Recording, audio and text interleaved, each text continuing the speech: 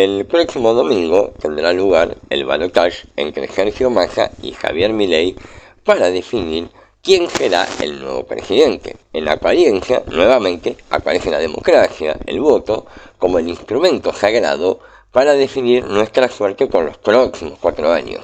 Esto es, tenemos metido en la cabeza, estamos tan convencidos que nuestro voto define el futuro inmediato, que si votamos bien, nos irá bien. Todas las fuerzas políticas de cada lado del arco ideológico, incluso aquellas que se autoperciben como de izquierda revolucionaria, creen y reproducen la malsana idea de que el voto es determinante. Más todavía, en esta elección en particular, además aparece la creencia de que tenemos delante dos modelos de país, dos destinos opuestos para Argentina. No votamos entonces al próximo presidente, estamos votando qué tipo de país queremos.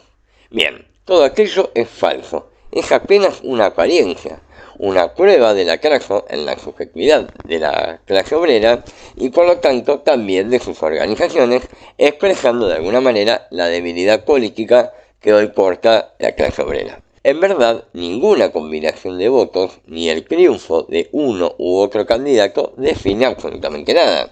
No importa a quién y cómo votemos. No hay dos modelos de país en disputa y el horizonte inmediato ya está determinado independientemente de cómo nos comportemos el domingo. Veamos, nosotros siempre explicamos, si hablamos de, entre comillas, modelo de país, que Argentina está determinada en su forma simple como un espacio nacional de acumulación cuyo papel es la de proveer mercancías agrarias al mercado mundial. Luego, que presenta otras determinaciones más concretas, como contar con una multitud de pequeños capitales locales y capitales medios extranjeros que por escala y atraso tecnológico acumulan capital con una productividad inferior a la que rige en el mercado mundial, pero que igualmente obtienen una ganancia media mundial. Que esa brecha entre una productividad menor y una ganancia media mundial se compensa con 3 elementos: la renta agraria, la deuda y el empobrecimiento de la población. Es decir, cuando sube la renta agraria, o sea, aumentan los precios de las materias primas, los recursos del agro se transfieren al capital industrial, ya sea bajo la forma de retenciones, subsidios directos e indirectos y por la sobrevaluación del peso que abaraca las importaciones. Por lo tanto, de esa manera crece, y con el crecimiento del capital industrial crece el empleo y el salario. Esto es, cuando pasa eso, Argentina vive un ciclo económico expansivo. Podemos pensar en 1945, 1973 y 2003. Pero cuando sucede lo contrario, es decir, cuando bajan los precios de las materias primas, o sea, se contrae la renta agraria, Argentina entra en una crisis que deriva en un ciclo económico de contracción. Ante la crisis, que implica el camino inverso del ciclo expansivo, es decir, recesión, desempleo y caída salarial, el capital apela a los otros dos elementos de compensación, la deuda y el empobrecimiento. Por tanto, si la renta agraria cae, se reemplazan esos recursos con deuda, la dictadura, los 90, Macri y el gobierno actual, y con la caída salarial, o sea, el empobrecimiento de la población. Pensemos 1975, 1989, 2002, 2018 y hoy día. Hasta mediados de los 70, la renta agraria tenía como norma la expansión y cada tanto una caída, pero a partir de entonces, por razones que acá solo vamos a mencionar, como cambios en el proceso de trabajo global y la revolución tecnológica, la norma se vuelve la caída de la renta, que cada tanto tiene una expansión.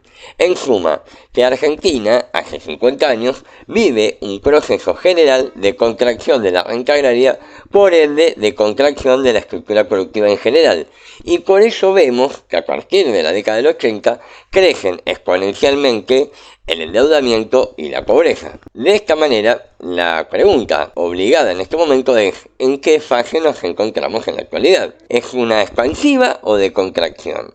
Esta pregunta, es decir, responderla, es más importante, más determinante que cualquier tipo de combinación de votos que se imponga el domingo. Dicho de otro modo, el ciclo económico que estamos atravesando excede a cualquier voluntad política que ocupe el próximo gobierno.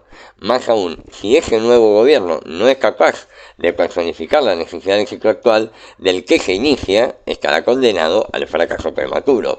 Es por esta razón que afirmamos que no importa quién gane, no importa cuál sea nuestro voto, las características del ciclo nuevo ya están determinadas. En primer lugar, debido a la situación de la economía mundial, el escenario para nuestro país no es el más propicio. Si bien el precio de la soja se ubica en $430 la tonelada para el año que viene, esto es, aparece a priori como un precio elevado, si comparamos con la soja del periodo kirchnerista, encontramos que en 2006 la tonelada de soja costaba $605. Pero si inflactamos ese número, es decir, si calculamos la inflación entre 2006 y hoy, nos damos cuenta que los $605 de 2006 equivalen a $925 en la actualidad. Ahora, si comparamos con el precio máximo que tuvo el gobierno de la Rúa, esto es, en una etapa de contracción de la renta agraria, vemos que fue de $206 la tonelada en mayo del año 2000, lo que equivale hoy a $370. Esto es, los precios agrarios hoy están más cerca de la etapa de contracción que del ciclo expansivo. Por lo tanto, salvo que cambie la tendencia o aparezca algún cisne negro, los próximos años muestran una tendencia a la baja de la renta agraria.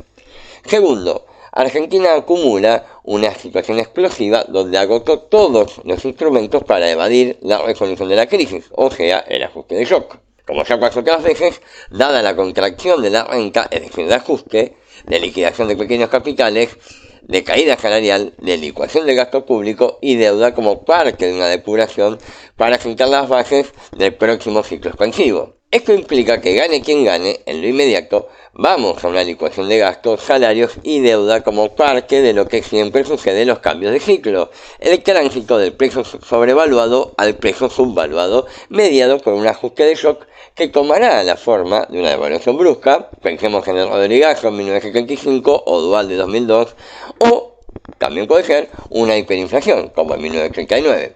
Luego, muy probablemente convivamos con el esquema de peso subvaluado que limitará el consumo, las importaciones y estará orientado a favorecer las exportaciones con el objeto de acumular dólares para alcanzar la estabilización de la economía como presupuesto del retorno al esquema de la sobrevaluación del peso. La duda hoy es sobre qué se sostendrá esa sobrevaluación.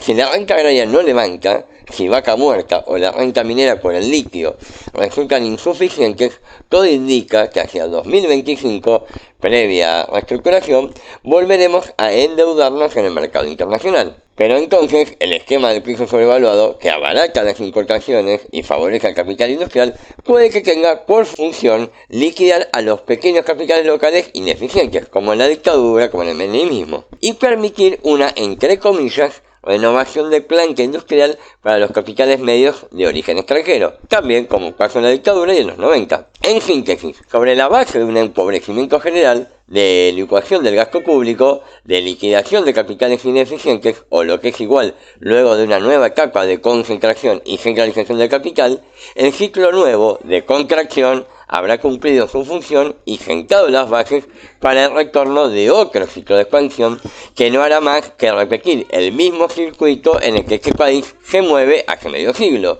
solo que dibujando una espiral descendente donde la clase obrera, nosotros, somos cada vez más pobres. Es por esta razón que debemos romper la rueda donde peronistas y liberales se turnan para empobrecernos y cada tanto darnos aire. No lo podemos solucionar votando un buen candidato. Es por esto que nos debemos la tarea de la construcción de una nueva herramienta política que tenga un programa cuya base sea la expropiación, la centralización del capital y que apunte a que los obreros tomemos el poder. Para comunicarte con la caja nos podés buscar en Facebook, La Caja, Herramientas para el Debate, en nuestro canal de YouTube, La Caja de Izquierda.